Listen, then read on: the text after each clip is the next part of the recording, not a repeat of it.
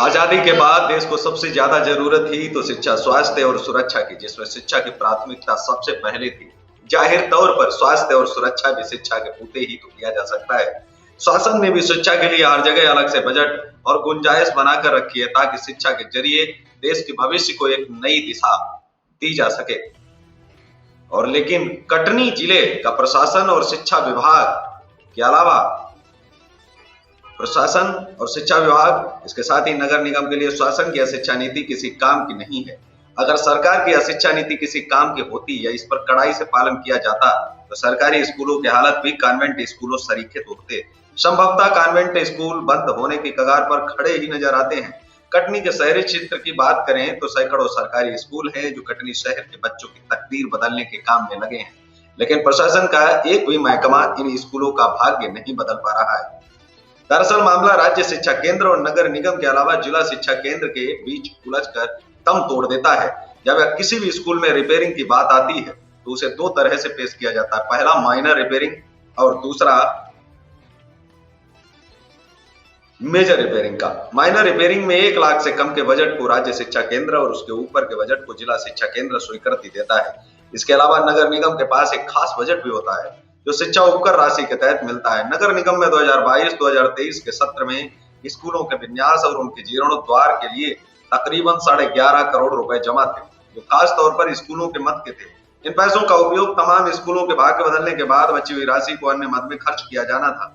अब इस मद में कितने पैसे हैं या इन्हें कहाँ खर्च किया गया या तो नगर निगम जाने, लेकिन एक बात तो हमें जरूर पता है कि नगर निगम क्षेत्र के तमाम स्कूलों के छत टपक रहे। स्कूलों में शौचालय नहीं है, जिसके चलते विद्यार्थियों को नाले और खतरनाक झाड़ियों का सहारा भी लेना पड़ता है। बच्चे पूरे दिन शर्मसार होते हैं। नगर निगम को कब शर्म आएगी कहना जरा मुश्किल है।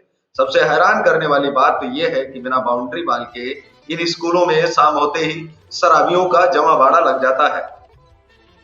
स्कूल देर रात तक खाने का मजा भी देता है। ये बात अलग है कि सुबह स्कूल खुलने के बाद बच्चे शराबियों की खाली बोतलों को ठिकाने लगाने के काम में लग जाते हैं। कई स्कूलों के बीच से गंदा नाला भी गुजरता है जो बरसात में उठने पर अपनी सारी गंदगी इन स्कूलों में परोस देता है। लेकिन ये तमाम चीजें ना तो नगर निगम को नजर आती है और न ही जिला प्रशासन को। जिला शिक्षा अधिकारी तो फाइलों के बोझ में ऐसे दबे हैं कि उन्हें सिर उठाने की फुर्सत कहाँ है।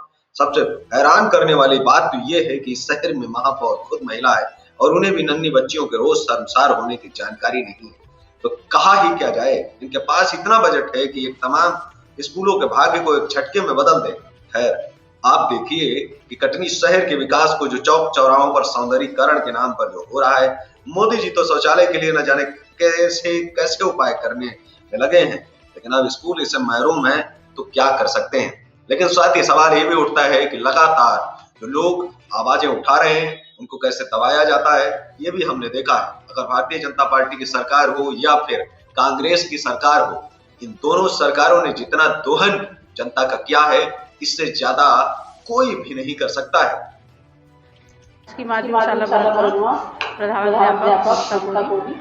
और यहाँ सबसे बड़ी समस्या जो ग्राउंड के बीच में नाली है वो उससे बच्चों को बहुत परेशानी होती है। बच्चे नाली में गिर जाते हैं, कीचड़ में गिर जाते हैं और बारिश में तो नाली की ओवरफ्लो बहती है, उसका पानी पूरे में फैलता है और कई बार शिक्षक भी स्लिप हो चुके हैं। और इसके अलावा जो जर्जर भवन है इसको डिसमेंटल किया जाए क्योंकि उसमें कई बार असामाजिक तत्वों का जमावड़ा लगा हुआ रहता है और कोई भी अप्रिय घटना उसमें घट सकती है। तो छोटे बच्चे हैं, यहाँ गर्ल्स भी रहती हैं, लड़कियाँ सभी पढ़ रहे हैं, तो बच्चों के हित को देखते हुए जो जितनी जर्जर बिल्डिंग है उसको डिसमेंटल किया जाए। और जो प्राथमिक मुड़वारा का भवन है उस पर छप्पर विहीन हो रहा है, उस पर छत डल जाए और पेवर ब्लॉक लग जाए। बस यही हम लोग मतलब मांग हो।